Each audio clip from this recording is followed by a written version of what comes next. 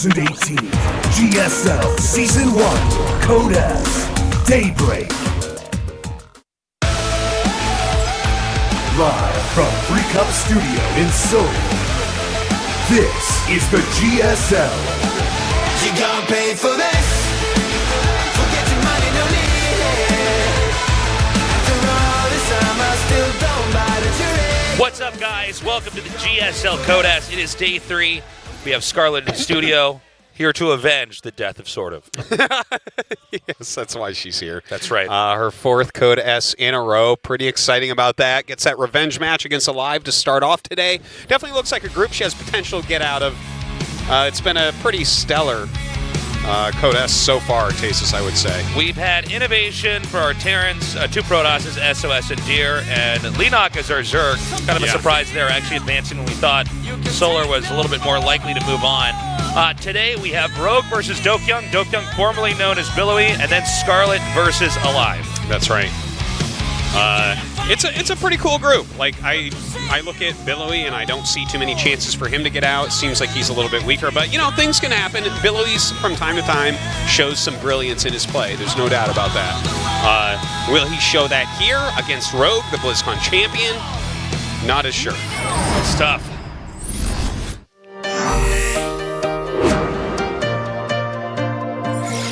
이 2017년은 정말 꿈만 같은 해였고 노력의 결실을 맺는 해인 것 같아서 너무 행복했던 해였던 것 같아요.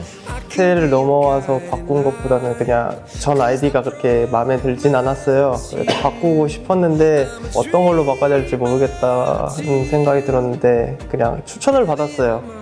이름이 예쁜데 왜 이름을 안 쓰냐고 해서 그래서 바꾼 것 같아요. My first goal this year is to advance to BlizzCon. I almost have in the past, in maybe 2013, but since then I didn't go to every tournament, so I didn't try my best to get to BlizzCon, but this year I really want to qualify for BlizzCon. 솔직히 줘 봤을 때 방심만 하지 않으면은 무난하게 올라갈 수 있겠다라는 생각을 했었어요. 좀 그래도 네임드가 있으셔서 그렇긴 한데 그래도 뭐 어차피 높은 데 올라가면 이겨야 되기 때문에 그냥 최선을 다해서 이겨보고 싶어요. I was happy when I saw my group. I think it was one of the easiest I could have gotten. I was a 3rd seed because I was in every season last year. So first off is Alive.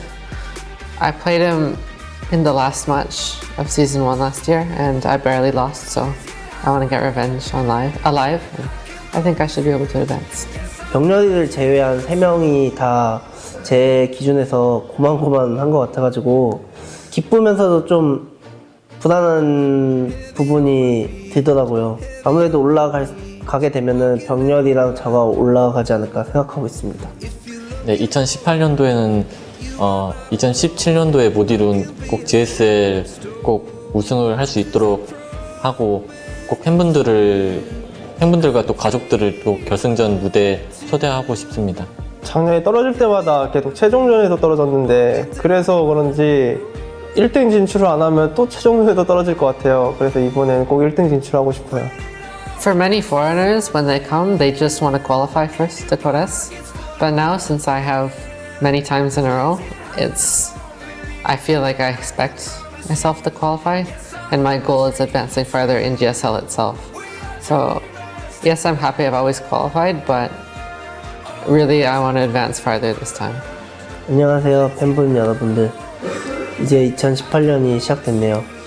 2018년도 시작되면서 저도 많이 바뀌고 GSL도 많이 바뀌니까 더 많이 봐주셨으면 좋겠고요. 선수들이 노력한 만큼 팬분들이 응원 많이 해주시길 부탁드립니다. 감사합니다.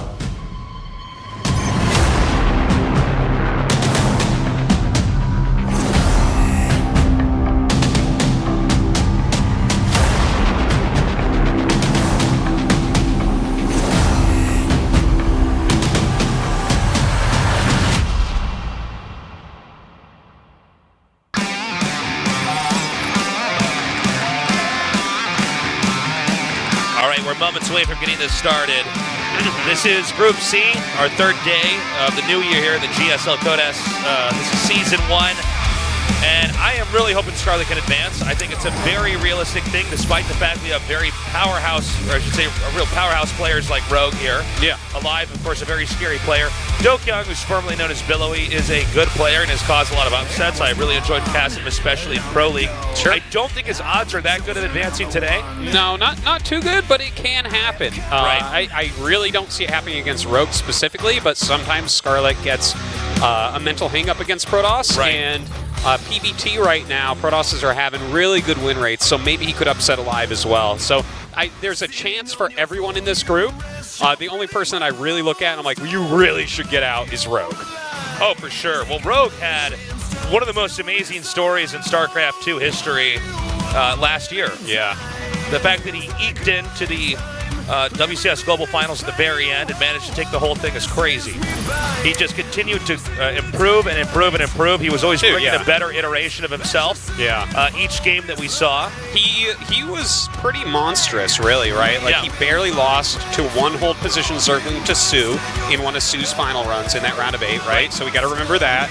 Then he won IM Shanghai, which was, it looked like a BlizzCon lineup, right? Or even scarier. And then he won Super Tournament, again, 16 scariest players on Earth, and then won BlizzCon. Yeah, I mean, that is quite a year right there. He was completely monstrous. He's finally come into his own. What a strong player he is. Billowy has his hands full here. Yeah, let's see what kind of strats he actually comes out with. Billowy's actually been a very sneaky player in the past. He's definitely got his own approaches, his own style of play, but Rogue really is the full package. Rogue can handle all-ins, he can do all-ins, he can play a long macro game. In fact, I think he might have along with Dark, the very best late-game Zerg in StarCraft 2 we've ever seen. I won't even say along with Dark. I think he's the best. Yeah, fair enough. When the lights come on, when the crowd goes wild, wrap the roof above it. In the upper right, the WCS 2017 Global Champion. Jin Air Green Wings, Rogue.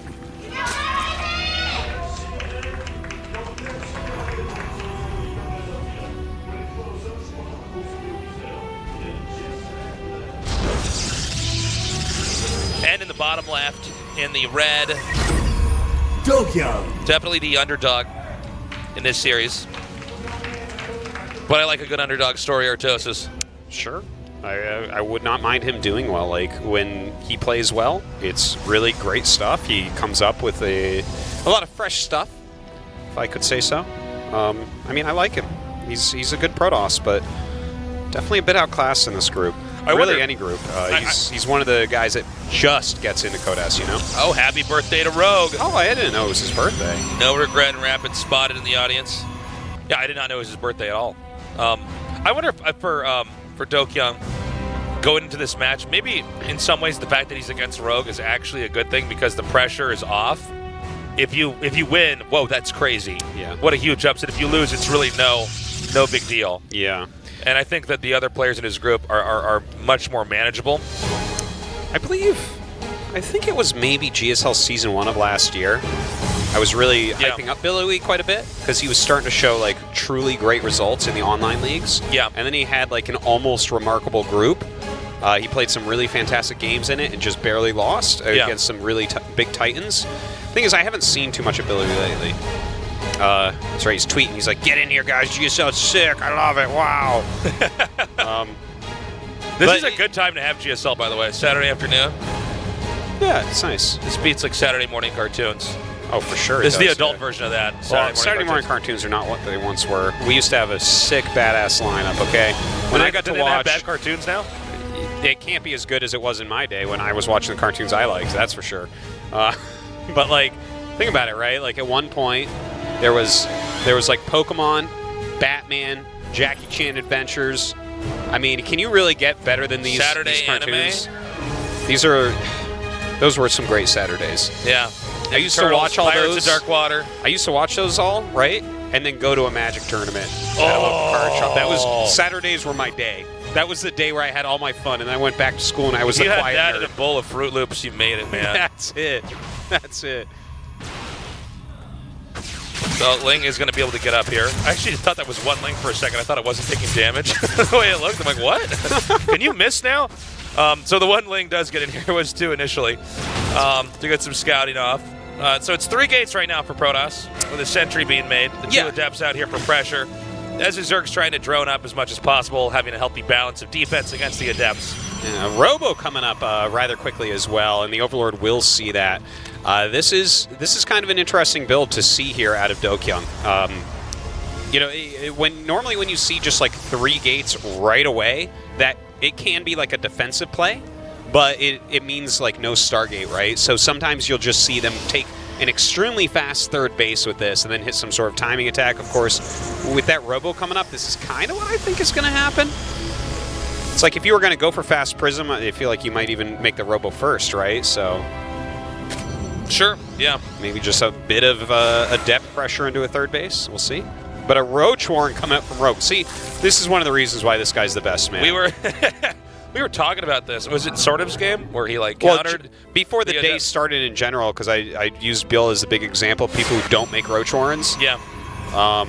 But yeah, it's like if you make a Roach Warren, you can hold off basically all of these little 2 base aggressions, and when you don't, you die to them a lot. Yeah. And having that Roach Warren on the way, a bunch of Lings on the way, even a Ling drop coming from Rogue, he's got his bases covered. He's definitely not going to take damage. Will he deal some here? It looks like it. So these Lings are coming in now.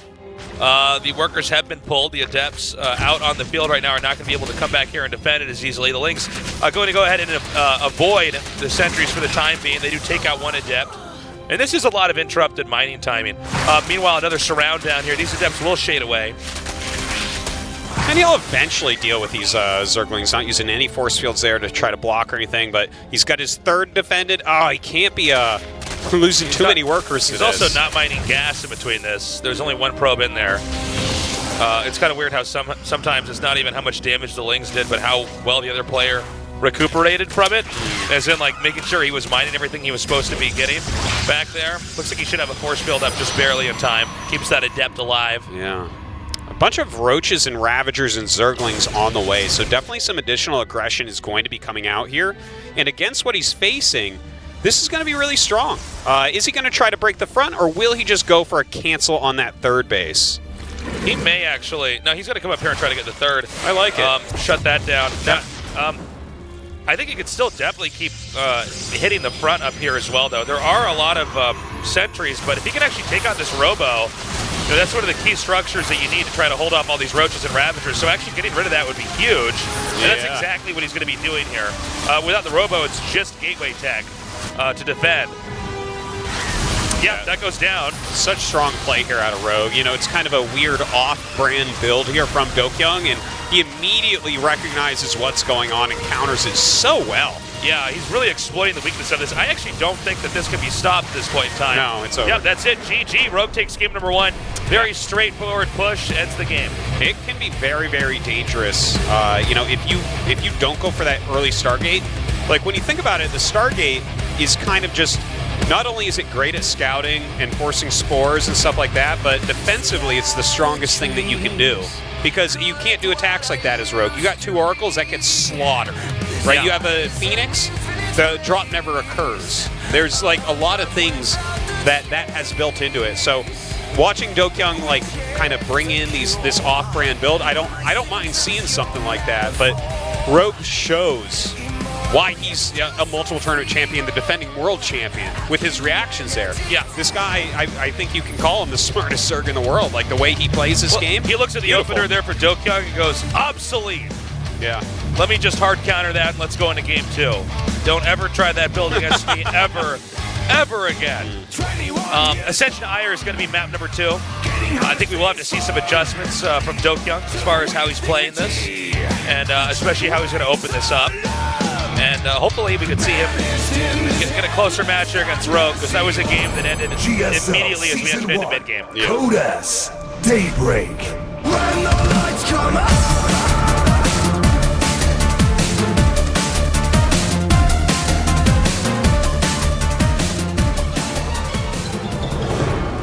In the bottom right, winning game number 1. Jin Air Green Wings. Rogue.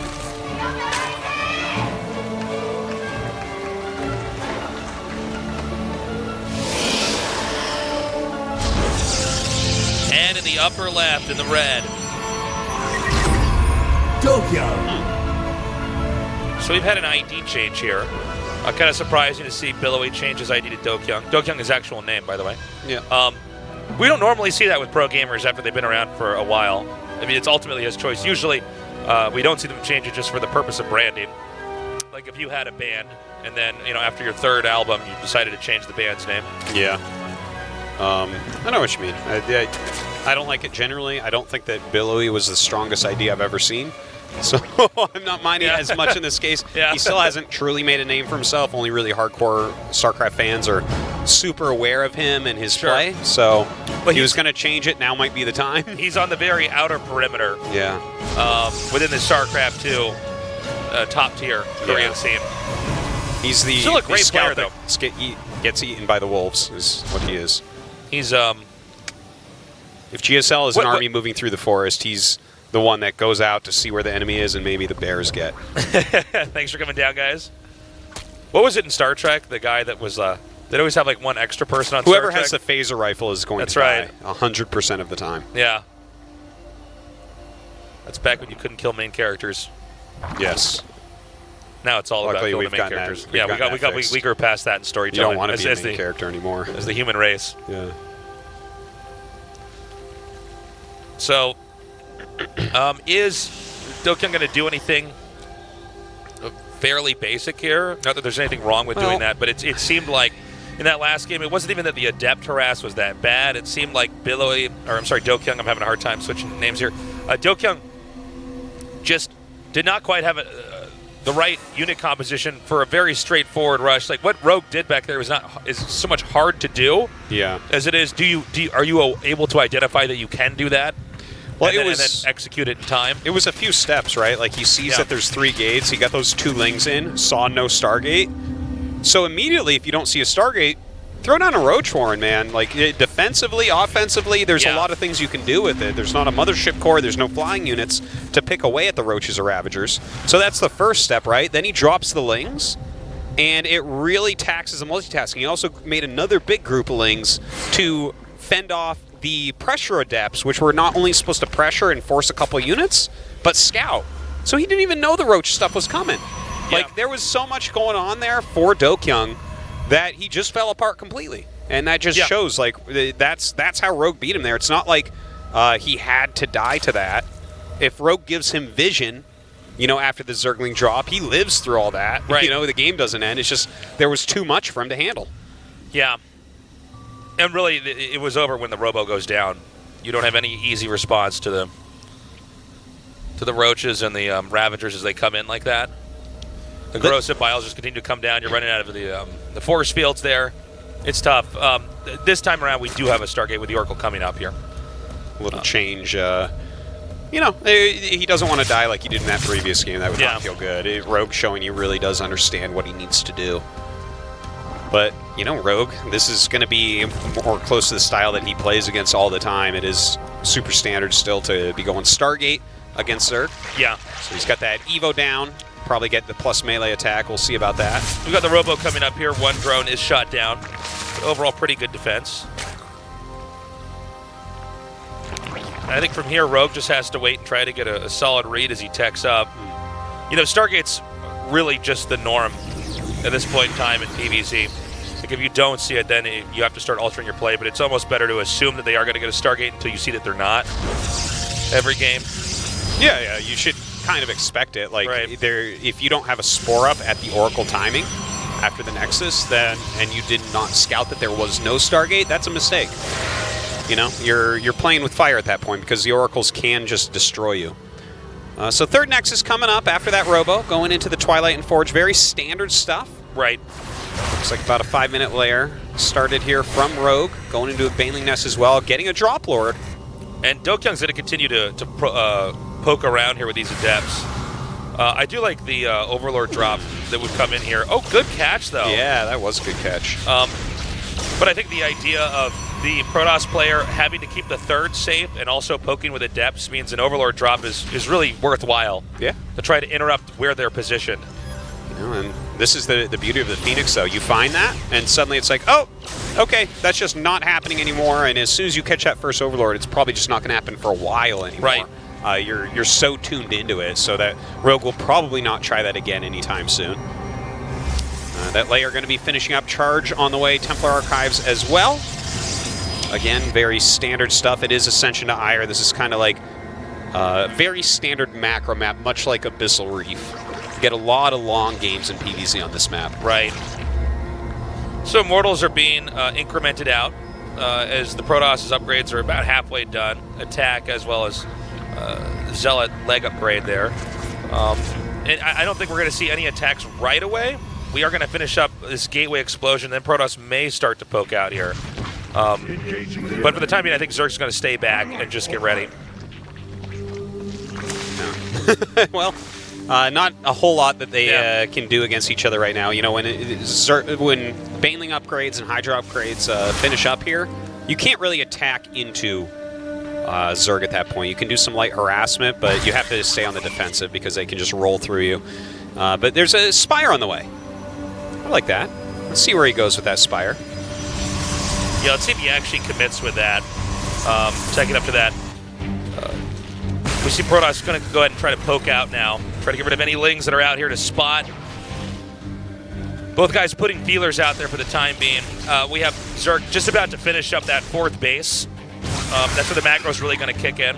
There's a lot of bases on this side of the map for Zerg to take, where Protoss, it's still not easy for them to push in. You know, Zerg can actually take a lot and get a serious income without it, in any kind of basic standard game, Protoss very easily shutting it down.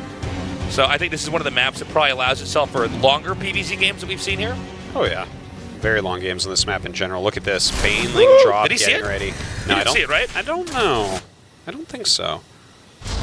Now he wants to try to run in and show some Lings or something while this drop happens. There's two or three cannons actually guarding that at the 3rd. Yeah, look at that. Wow. So, that's a horrible angle if he tries to come in there. Yeah, and he's only got +1 melee, right? So it's not one-hitting probes. He might not even get any damage done with that drop. Like, he might make some probes red, but... Make him blush. Yeah. Let's see.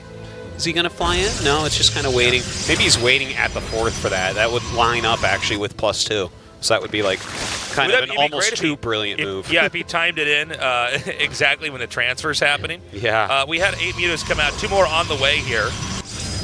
And I guess he did not, by the way, see the Banelings get picked up. So this would be a great hit if he got in there. Also, Rogue getting very close to being maxed out is going to gear up to probably try to attack in at this base at the same time the drop would start. Ooh, really good job. Triggering that with just 1 Ling. The absolute minimum here. A couple Phoenixes already ready as well as a Photon Cannon, so... Ooh! Ouch. Yeah, he's not really letting these mutas do anything. This is making it a little bit rough on Rogue. Like, that is quite an investment, and he's still making mutas right now. He started more even after that storm, even after seeing multiple Phoenixes. Oh, this is really interesting to me. Is he going to rally these right up with the rest of the mutas, or does he try to keep them back to make it look like he has a small amount? But he's oh my God. Whoa! Well, you got to control him correctly. Going for the Overseer, and that does not even go down in a very odd exchange. Kind of hard on the eyes. Well, once that happens one time, the mutalist player can go mutas. Like, if you lose all your Phoenixes, like, in StarCraft 2, things happen very quickly. You don't want to try to counter something after it is already out. Well like, said. if you see mutas already out and then you start Phoenix production, you're behind. You're in a tough spot there. Like, eventually you could get up to enough Phoenixes to defeat mutas, but they've probably already done their damage at that point. Yeah, and 20 mutas do not care about 1 Phoenix. Here we go, the drop coming in! Wow. Oh! Actually connected initially with a Templar there. That's hilarious. That is so hilarious to me. It didn't go down the way I thought it was, but he did get 6 kills.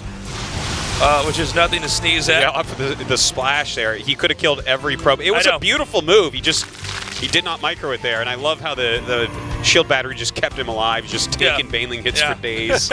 Oh my God. A couple more nice storms here. Bruising all of those Mutalisks. Now, is he going to actually try to come in here? Oh, yeah. All right, the attack is commencing down here at the 4th, and there is just not enough to defend, even with decent size storms. All the probes in the back are going to go down. The rest can actually be detonated on that Nexus. The main is saved, but the mission was basically accomplished there by Rogue. He did more than enough damage. Yeah. Look, Dokyung he's a good player. There's no doubt about that. But the class difference between these two is insane. Like, Rogue is just like the skill difference in between these two players is so big that it makes it look like Rogue isn't really doing that much of anything. Yeah. Or that Dokyung is just sitting back and doesn't have a plan, which is not true either. It's that Rogue is so many steps ahead. Yeah, well, in this game, he was ready for all sorts of things. He successfully had cannons up in a lot of good places. He had some Phoenixes ready. He has good tech. He has good units. It's just like Rogue is doing everything in the whole world. His creep is halfway across. He's got 5 bases. Right. He's killing him with both Mutas and Banelings and Zerglings at the same time. And every time that he runs in there and does that damage, Rogue can immediately go back and max out again, making sure that 4th base is basically never taken for the rest of this game.